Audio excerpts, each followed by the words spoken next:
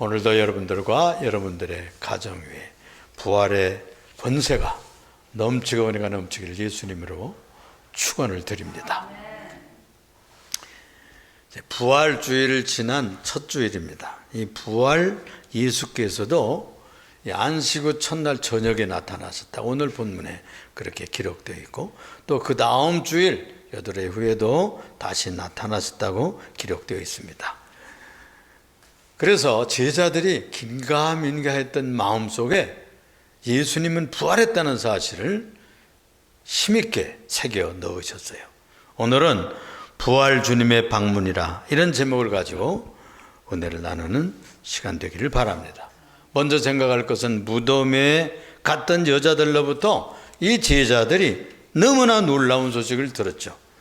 새벽에 여자들이 예수님의 무덤에 가서 시신에 향을 더 발라주려고 가다가 걱정했습니다. 누가 우리를 위해서 돌문을 열어줄꼬. 그런데 가보니까 벌써 돌문은 굴려져 있었고, 들여다보니까 천사 둘이 거기에 앉아있는데 머리편과 그리고 예수님 누웠던 발편에 한 천사가 또 앉아있고, 이래서 그 천사들이 그에게 여자들에게 말하는 거예요. 산 자를 왜 죽은 자 가운데서 찾느냐. 그러는 거예요. 산 자를, 예수님은 살아났잖아요. 그런데 죽은 자 가운데서 찾아서는 안 된다는 것이죠. 그가 여기 계시지 않고 살아나셨느니라 하는 놀라운 소식을 들었습니다. 그가 너희보다 먼저 갈릴리로 가시나니 거기서 너희가 그를 배우리라 하라. 형제들에게 빨리 가서 전가를 전하라는 것이었습니다. 이 엄청난 소식에도 이 제자들이요, 믿을 수가 없었어요. 여자들이 저 헛것봤나 보다, 헛된 소식을 전하나 보다, 허탄하게 들었던 거죠. 그러나 저들 중에 두 제자 베드로와 요한이 확인하러 가는 거예요. 그래서 막 달려서 갔다고 그럽니다. 요한이 먼저 앞으로 달려가고 그 뒤에 따르듯이 베드로가 달려가고, 요한은 무덤에 와서 들여다만 보고 베드로가 쏙 들어가서 확인을 해보니까 예수님 시신은 사라지고 없었고, 그 옷만, 거기에 머리에 쌌던 수건은 개껴있고 옷은 그대로 허물처럼 벗겨서 그냥 놓여있는 거예요. 그대로 놓여있더라라고 했어요. 그래서 예수님께서 부활하셔서 그 몸이 쌌던 그 옷에서 빠져나갔다는 것을 얘기해 주는 것이죠. 이래서 이 천사들이 전한 소식을 이해할 수는 없었지만은 너무나 청천벽력 같은 사건이 일어났다는 것을 알 수 있게 됐습니다. 그렇다면 예수님께서 죽으시기 전에 계속해서 자기가 죽으면 고난을 받고 무덤에 장사되었다가 요나처럼 3일 동안 땅속에 있다가 살아날 것이라고 누누이 설명을 했어요. 그런 것이 말씀이 저들의 내리를 쳤을 것입니다. 그렇다면 예언대로 된 모양이다, 예언대로 되는 모양이다, 이렇게 기대를 걸게 되었겠죠. 거기다가 막달라 마리아가 무덤 앞에서 울고 있다가 결정적으로 부활하신 예수님을 만나는 체험을 전해 주게 되는 거예요. 이 막달라 마리아가 부활 예수를 직접 만났다는 거예요.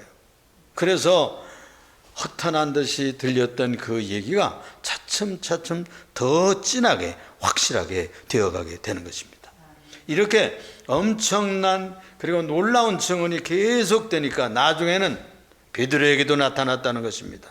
나중에는 엠마오로 내려가던 두 제자에게 함께 가시다가 그들이 떡을 주실 때 저들의 눈이 밝아져서 예수님인 것을 알게 되었다는 얘기를 예루살렘에 올라와 가지고 전해 주게 되는 것입니다. 이제는 예수님의 부활은 기정사실이구나. 그날 저녁이 되었어요. 그날 저녁이 되었는데 이 모든 소식을 접했던 그날 11제자가 함께 유대인들을 두려워해서 문을 다 보이는 곳에 문을 잠그서 숨어 있었습니다. 19절에 보면은 이날 곧 안식 첫날 저녁 때에 제자들이 유대인들을 두려워하여 모인 곳에 문들을 닫았더니 그랬어요. 예수께서 오사 가운데 서서 이르시되 너에게 평강이 있을지어다 하시면서 인사와 평강을 보내주셨습니다. 두려움에 떨고 있던 이들에게 가장 필요한 것이 무엇이었을까요? 평강이죠. 평강. 20절에도 보면 이 말씀을 하시고 손과 옆구리를 다 보이시는 거예요. 못 박혔던 그 손도 보이시고 옆구리도 내어 보이시고, 그것을 보고 제자들이 너무 기뻐하고 너무 놀라웠어요. 얼마나 놀랍고 놀라운 일이었겠습니까? 거기 보면은 제자들이 주님을 보고 기뻐하고 기뻐하였다고 전해주고 있습니다. 이제는 개인이 만나는 개인적 증언을 넘어서 11 제자가 함께 있을 때 오셨어요. 그러니까 공동체적인 객관적인 증언이 되게 되는 것이고, 누구도 부인할 수 없는 예수 부활은 역사가 된 거예요. 주관적인 이야기들은 그 사람 혼자 체험했다는데 그거 알 수 있어? 이렇게 얘기할 수 있지만, 나도 보았고 너도 보았고 우리가 함께 보았다고 하면 그걸 누가 부인할 수가 있겠습니까? 그래서 이 예수 부활의 증언은 역사적인 사실이 되는 것이죠. 또 하나 생각할 것은, 그러면 이 부활이라는 무엇일까요? 요한복음 11장 25절 26절에 나는 부활이요 생명이니 그랬어요. 부활이 뭐냐 묻는다면 예수님 자체가 부활이시에요. 나는 부활이라고 그랬어요. 나는 부활이요 생명이니 나를 믿는 자는 죽어도 살겠고 살아서 믿는 자는 영원히 죽지 아니하리니 이것을 내가 믿느냐 그러셨거든요. 그게 무슨 말씀일까요? 살아서 믿는 자는 죽어도 산대요. 그 말은 영생을 얻는다고. 예수님 부활 예수 믿으면 중생한다는 뜻이에요. 예수의 부활의 생명이 들어온다는 뜻입니다. 또 무릇 살았을 때 믿으면 영원히 죽지 않는다는 말은 영생을 얻는다 그런 뜻이에요. 육신의 죽음을 뛰어넘어서 영원한 세계로 나아가는 비결이 예수의 부활을 믿는 비결입니다. 예수님은 부활의 시작이어서 부활 자체십니다. 뿐만 아니라 예수님의 부활 생명은 영원 존재하시는 영존성을 가지고 있어요. 또 이 사망을 이기는 능력이죠. 죽음을 극복하는 능력이요. 무덤을 무효화시켰어요. 예수의 부활은 영생과 영원으로 가는 문이고 길이고 열쇠입니다. 기독교가 시작이 됐어요. 이 기독교가 이래서 시작이 됐어요. 부활로부터 시작이 된 이 기독교가 복음이 2000년이나 소멸하지 아니하고 지금까지 내려올 수 있었던 능력이 부활의 생명이요, 또 부활의 증언이고, 이것을 이끌어 가시는 예수의 영이신 성령님이 이 일을 계속 증언하고 계시기 때문입니다. 그러니까 교회가 존재하는 출발이 바로 예수 부활로 시작이 되는 것이죠. 이 복음 신앙의 핵심이 예수의 십자가에서 시작이 되었고 예수님의 부활로 증인이 되고 완성이 되는 겁니다. 예수님의 부활이 없다면 세상 종교와 다를 게 없어요. 예수님의 무덤을 성지순례에 가보면 예수님의 무덤이, 여기도 예수님의 무덤이라고 그러고, 또 프로테스탄트가 주장하는 예수님 무덤이 달라요. 예수님의 무덤은 없는 거예요. 2000년 전에 어디다 이렇게 모셨었는데 그걸 누가 기억하겠습니까? 캐톨릭에서 주장하는 게 다르고요, 프로테스탄트에서 주장하는 데가 달라요. 예수는 무덤을 무효화시켰어요. 무덤이 필요 없는 부활의 생명을 누리신 분입니다. 제일 첫 열매이세요. 그래서 고린도전서 15장 13절에 보면은 만일 죽은 자의 부활이 없으면 그리스도도 다시 살아나지 아니하셨을 것이라고 그랬어요. 예수님은 부활의 첫 작품이요, 조상이고 샘플이고 기원이요, 시작이라니까요. 또 한 가지, 이 부활 주께서 약속하신 것이, 그러면 오셔서 무엇을 약속해 주셨나요? 부활을 믿는 자에게 부활의 새 생명을 주신다고 했습니다. 그가 부활의 시작입니다. 그래서 부활을 믿는 자에게 부활의 생명이 들어오는 거예요. 중생하게 되는 거예요. 그래서 부활의 새 생명으로 출생하게 되는 것입니다. 부활의 씨앗이, 생명의 씨앗이 내 속에 시작이 됩니다. 그래서 그가 부활의 첫 조상이에요. 아담은 죄악의 사망의 첫 조상이라면 예수님은 부활의 첫 조상으로 시작된 분입니다. 로마서 10장 9절에 보면은 네가 만일 내 입으로 예수를 주로 시인하면 또 하나님께서 그를 죽은 자 가운데서 살리는 것을 네 마음으로 믿으면 구원을 얻으리라 그랬어요. 그러니까 예수님 믿는다는 말은 부활을 믿는다는 뜻입니다. 또 부활을 믿는다는 뜻은 죽어도 살리시는 하나님의 능력이 아들 예수께 역사했다는 것을 증언하는 것이고, 이 사실을 믿는 자들에게도 우리가 죽어도 사는 역사가 예수님께서 일어난 것처럼 우리들 속에서도 일어나게 해 주실 것이라는 것을 확신하는 겁니다. 여러분들도 이 믿음을 가지고 부활의 생명을 누리시는 우리 성도들 되시기를 예수 이름으로 축복을 합니다. 요한복음 5장 29절에 보면은 선한 일을 행한 자는 생명의 부활로, 악한 일을 행한 자는 심판의 부활로 나오리라 그랬어요. 이 선을 행했단 말은 가장 최고의 선은 하나님이시고 가장 최고의 선의 아들은 예수님이세요. 네가 어찌하여 선한 것을 나에게 묻느냐? 하나님 한 분 외에는 선한 이가 없다. 그에게서 선한 생명이 나오고 소하는 부활의 창조적인 생명이 나오는 것이죠. 그래서 예수 믿으면 부활의 생명이 선하게 시작이 됩니다. 그래서 우리는 그날에 부활하게 될 거예요. 또 한 가지, 부활의 생명만 주실 뿐만이 아니라 믿는 자들에게 예수님이 평강과 사명을 주셨습니다. 그들 중에 오셔서 베푸신 첫 선물이 무엇일까요? 평안입니다. 평안. 너에게 평안이 있을지어다. 21절에도 너에게 평안이 있을지어다 두 번씩이나 말씀하고 있거든요. 두려움과 공포 속에 떨고 있던 문을 다 닫고 이제 기회만 있으면 이 도시를 빠져서 도망하려고 기회만 보고 있던 이들에게 평안을 가지고 오셔서 평안을 선물해 주시는 것입니다.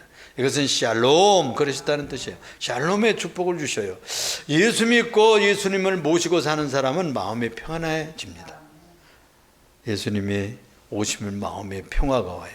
그 얘기는 모든 세상을 최고의 건설을 다스려 주시기 때문에 분란과 불안과 공포와 또 무서움이나 갈등이나 또는 싸움이나 분쟁이 사라져요. 예수님이 오시면 평화가 옵니다. 평강이 오게 되는 것이죠. 예수님을 모시면 가정도 평화가 오게 되는 것이고, 예수님을 완전히 모실 때 그 가정에 완전한 평화가 오게 되는 것입니다. 예수의 평강, 그분은 평화를 창조해 주시는 분이기 때문이죠. 주님은 믿는 자에게 평안을 주실 뿐만이 아니라 또 어떤 집에 들어가면 평안을 나눠줘라 그랬어요. 복음을 전하러 나아가던 둘씩 짝지어 나가던 제자들에게 그렇게 말씀했죠. 또 둘씩 짝지어 나가던 70문도에게 그렇게 명하셨어요. 너희가 어떤 집에 들어가든지 먼저 평안을 빌라.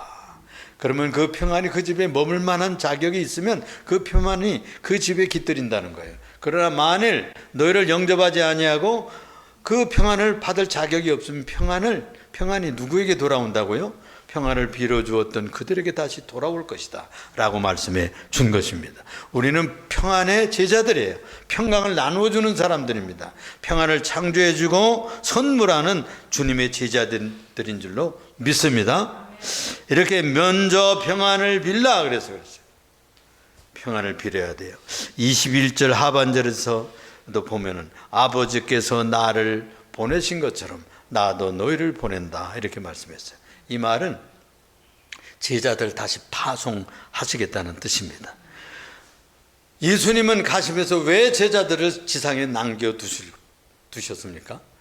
요한복음 17장에도 기도할 때 이들을 세상에서 데려가는 것이 아니라 세상에서 저들을 보존하여 주옵소서, 진리로 보존하여 주옵소서, 주의 말씀은 진리니이다 그랬어요. 그러니까 이 세상에 두시는 이유가 진리의 말씀으로 보존하고 진리를 전하고 복음을 전하기 위해서 남겨두신 것이죠. 예수님은 부활 후 40일 동안 계시다가 승천해 가셨죠. 그렇습니다. 남겨두신 이유가 무엇이에요? 자기가 남겨두신 사명을 그들이 실현하게 하기 위해서 사명자들로 세상에 파송한 것이죠. 그래서 복음 때문에 저들을 남겨두셨는데 그 보냈다 그런 뜻으로 사도라는 직임을 주셨어요. 그래서 이 사도라는 말이 보냄을 받았다 그런 뜻이에요. 예수님으로부터 보냄을 받았다는 뜻입니다. 그래서 예수님도 하나님 아버지 창조주 하나님 아버지로부터 보내심을 받은 자잖아요. 나도 아버지께서 나를 보내신 것처럼 나도 너희를 세상에 보낸다. 그래서 예수 믿으면 누구나 다 목사든지 뭐 일반 신도들인지 다 세상에 보낸 자들입니다. 세상에 나가서 복음을 전하고 복음에 순종하고 복음의 빛을 발하라고 우리를 세상에 두신 줄로 믿으시기를 바랍니다. 또 어떤 선물을 주고 가셨을까요? 부활 예수님께서 사죄권을 주셨어요. 사죄권. 사죄권은 무엇이냐? 죄를 용서해 주는 권세예요. 한 번은 예수님께서 부활점을 전하시고 가버나움에서 이렇게 사역을 하시는데 갑자기 지붕 위를 막 어떤 사람들은 막 우두둑 뜯는 거예요. 흙덩어리 떨어지고 뭐 이렇게 다들 쳐다보고 있는데 거기 구멍을 뚫고 네 줄에 매여 가지고 중풍병자인 이 한 사람을 내려보내는 거예요. 너무나 사람들이 가득 찼기 때문에 거기 들어올 수가 없었어요. 그래서 그렇게밖에 지붕으로 뚫고 내려갔어요. 예수님께서 그를 고쳐주실 때 그런 말을 하셨습니다. 소자야 네 죄사함을 받았느니라 그랬어요. 거기에 앉았던 서기관들과 구경하던 바리새인들 또 일반 그 동네 사람들이 이분이 어떤 분인데 죄를 다 용서하는 거야? 하나님 아니면 누가 죄를 용서한다는 말인가? 이렇게 말씀했어요. 그러니까 그것을 설명하시면서 일어나 걸어가라 하는 말과 죄를 사함받았다 하는 말과 어느 것이 쉽겠느냐? 여러분 둘 다 어렵죠. 둘 다 어려워요. 그러나 박해받을 것을 각오하고도 그분이 죄를 사해 주러 왔다는 사실을 천명하기 위해서 그 말씀을 선포한 것입니다. 예수 그리스도만 죄를 용서할 권세를 가지고 계신 것이 아니라 그 사죄권을 우리들에게도 다 분여해 주셨어요. 나누어 주셨어요. 할렐루야. 여러분은 죄를 용서할 수 있습니다. 주기도문에서도 그렇게 가르쳐 주시지 않았어요? 우리가 우리에게 죄 지은 자를 사하여 준 것 같이 우리의 죄를 사하여 주옵소서. 그게 조건이라니까요. 내 죄를 용서받는 비결이 남의 죄를 용서해 주는 것이에요.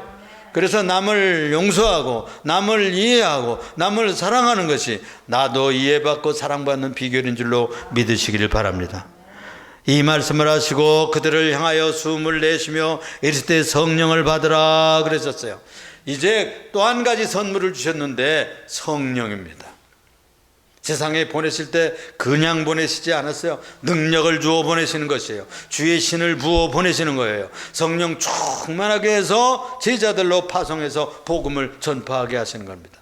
그래서 가는 곳마다 병든 자를 낫게 하고 귀신을 쫓아내고 어둠의 세력을 쫓아내는 권세를 이 제자들에게 부어주시는데 성령을 통해서 부어주시는 것이죠. 성령이 너희에게 임하시면 너희가 권능을 받고 예루살렘과 온 유대와 사마리아와 땅끝까지 이르러 내 증인이 되리라 하신 그 말씀의 약속에서도 권능이 너에게 임하시면 성령의 권능이 너에게 임하시면 이런 일들이 일어난다는 거예요. 우리가 예수 믿을 때 성령 충만하고 은혜 충만하고 믿음이 충만해지면 증언하게 되어 있습니다. 빛을 발하게 되어 있어요. 말씀을 전하게 되어 있고 증언하게 되어 있고 간증하게 되어 있고 얘기하고 싶어서 못 견뎌요. 못 견뎌. 그러죠? 믿음이 없고 그리고 성령 충만하지 않고 다 성령의 오늘 정장로님이 기도할 때 그런 얘기를 하더라고. 성령의 기름이 자꾸 쫄아든다고 그런 표현을 했어요. 그렇습니다. 우리가 다 죄 짓고 허물 짓고 불평하고 불만으로 살고 이렇게 시기 질투하고 살고 그러면 다 하고 영역이 다 소멸됩니다. 성령이 자꾸 소멸되는 거예요.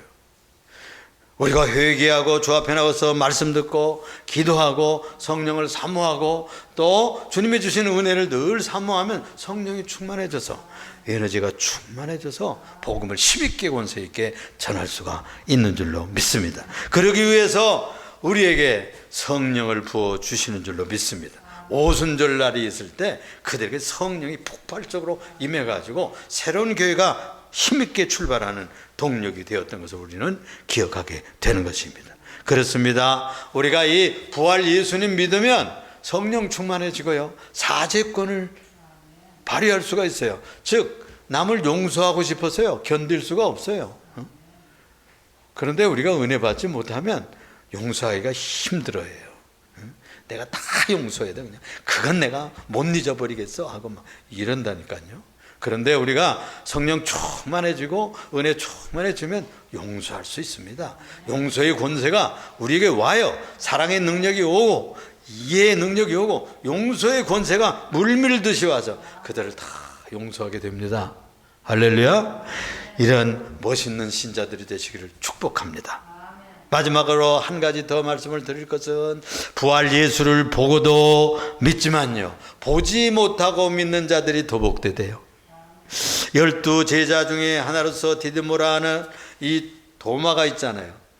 11 제자 중에서 이 사람이 없고 10 제자만 모여서 그 첫날 저녁에 예수님을 만난 거예요. 그러니까 예수님이 가시고서는 도마가 나중에 왔어요. 그때.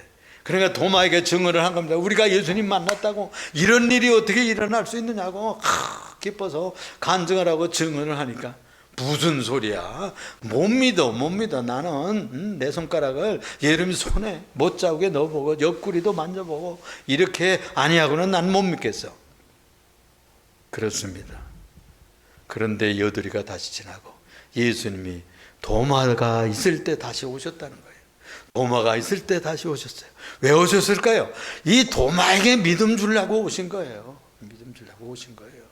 그렇습니다. 우리가 이 세상에서 예수 믿을 때 증언이 있어야 되겠다고, 증거가 있어야 되겠다고 확증을 주시옵소서. 어떤 증거가 있으면 더 확실히 믿을 수가 있는 것이죠. 누가 전하는 얘기는 못 믿겠다고, 누가 뭐 성경이 그렇다더라고, 카더라 방상은 난 못 믿겠어 하는 분들이 있어요. 그런 분들에게도 주님께서 요구하시면 주님이 오십니다. 증거를 주셔요. 증거가 일어난다니까 이런 놀라운 역사가 있습니다. 그래서 다시 찾아오셨어요. 여드레를 지나서 제자들이 다시 집에 안에 있을 때에도 도마도 함께 있고 그랬잖아요. 문들을 다 똑같이 닫고 이렇게 닫혔는데 예수님은 이상한 몸을 가지셨어요. 부활하신 몸은 이상한 몸이에요. 문을 닫았는데도 시공을 초월해서 오셔요. 그리고 또 만져지기도 하셔요. 만져보아라. 여기를 내다보고 손을 넣어보아라. 그리고 무덤 앞에서 여자들이 예수님의 발을 붙잡고 경배했다는 표현이 나옵니다. 그 붙잡을 수 있었다는 것은 존재한다는 뜻이에요. 육이라는 뜻이에요. 그런데도 불구하고 그의 몸은 영화로운 몸이어서 시공을 초월하고 문이 닫았는데 또 사라지시고 다시 나타나시곤 하셨습니다. 이 부활체를 영화로운 몸이라고 말합니다. 바울 사도는 그것을 사모했어요. 호련히 변할 날이 온다 그러는 거예요. 예수님이 나팔 불고 하나님의 나팔 소리와 함께 강림하실 때에 우리 살아있는 신자들이 아직도 그때까지 살아있을 수 있었다면 호련히 변화하여 죽음을 보지 않고 우리의 몸도 예수님 몸처럼 호련히 변화하여 부활체로 변화된다는 겁니다. 할렐루야. 이런 놀라운 일에 참여할 수 있기를 주님의 이름으로 축원을 드립니다. 이렇게 해서 그는 만났습니다. 만났어요. 주는 그리스도시요 주는 하나님이십니다. 이렇게 고백을 했어요. 너는 나를 본거로 믿느냐? 너는 나를 본거로 믿느냐? 보지 못하고 믿는 자들은 더 복되단다 라고 약속해 주셨습니다. 그렇습니다. 우리가 이 세상에 살아갈 때 증거가 필요할 때가 있죠. 더 확실하게 증거를 요청한 이야기들이 성경에는 가득 찹니다. 그게 죄가 아니에요. 여러분 믿어지지 않을 때는 증거를 요청하세요. 증거가 나타나게 주시옵소서. 표시를 주시옵소서. 사건이 일어나게 주시옵소서. 내가 믿을 수 있도록 똑똑 볼 수 있게 해주시옵소서. 그렇게 할 수 있어요. 그렇지만 보지 않고도 믿는 것은 더 위대한 믿음이라 했습니다. 우리는 다 예수님 성천에 가시기 때문에 예수님 육신적으로 보지 못합니다. 그렇죠? 환상으로 보는 분들도 있다고 그래요. 그런 분들도 있다고 그래요. 그러나 우리가 성경을 통해서 보고 역사적으로 이 역사 속에 우리 인류 속에 오셨던 성육신했던 그분이 오셨던 흔적이 성경에 남아 있습니다. 그걸 더 확실히 믿기 위해서 어떤 애들은 성지 순례합니다. 목사님들은 많이들 거기 가요. 그래서 예수님 거기 거니셨던 그 호숫가도 걸어보고 또 산에도 올라가 보고 또 베세다 광야도 그리고 팔복교회도 가보고 또 이렇게 하는 거예요. 더 확실하게 믿기 위해서, 확실한 확신을 얻기 위해서 그렇게 하는 것이죠. 그렇지만 전도만 듣고도 믿고 그리고 성경만 읽고도 믿고 설교를 듣고만도 믿는 이들에게 복이 있다고 역사하시고 약속해 주셨어요. 오늘 이 아침에 부활하신 예수님 확실하게 직접 만나지 못했어도 말씀을 듣고 믿고 제 설교 듣고 믿는다면 더 복될 줄로 믿습니다. 기도하겠습니다. 사랑이 많으시고 은혜가 풍성하신 주만군의 하나님 아버지, 부활 그 아침에 만나지 못했어도 11제자, 10제자는 그 저녁에 만났고 그 다음 주일 저녁에도 만나서 확신을 얻게 되었고 그들이 부활 예수를 만난 그 간증과 증언을 가지고 온 세상에 나가서 복음을 전파하게 되었습니다. 우리도 이 세상에 나가 살아가는 동안에 예수 부활을 믿고 예수 새 생명 믿고 예수 새 생명 받아서 예수의 부활을 증언하는 주의 제자들이 다 되게 하여 주옵소서. 생활에서 나타나게 하시고 직장에서 나타나게 하시고 여러분들의 모든 인격 속에서 부활하신 예수님이 나타나도록 역사하여 주옵소서. 예수님 이름으로 기도합니다. 아멘.